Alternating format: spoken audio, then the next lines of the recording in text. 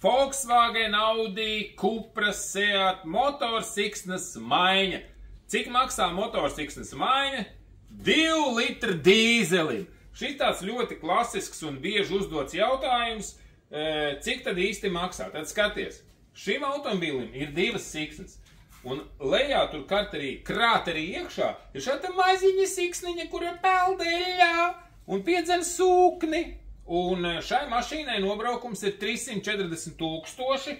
Šī siksna, kas ir lielā, šai mašīnai ir mainīta, kādas jau 3 reizes, spriežot pēc uzrakstiem, un spriežot pēc nobraukuma 334 000.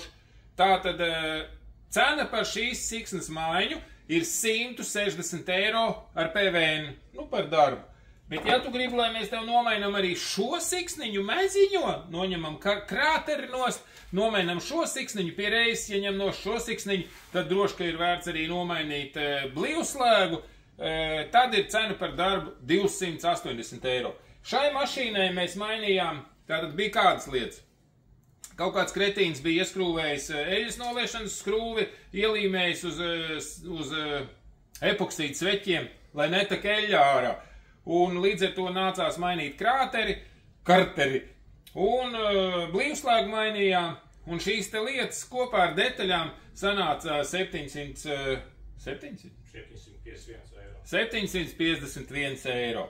Tā kā, ja tu gribi vienkārši, parasti visi maina tikai šo te lielo siksnu, un, es esmu redzējis kaut kādās YouTube video vai viskaut kur, ka šī siksniņa maziņā, tā kā viņi rāda kā sadrupušu, un vienmēr sakot, ka viņi ilgi neiet un tā tālāk. Es domāju, jo šeit pie 340 000 šī siksna izskatās kā jauna.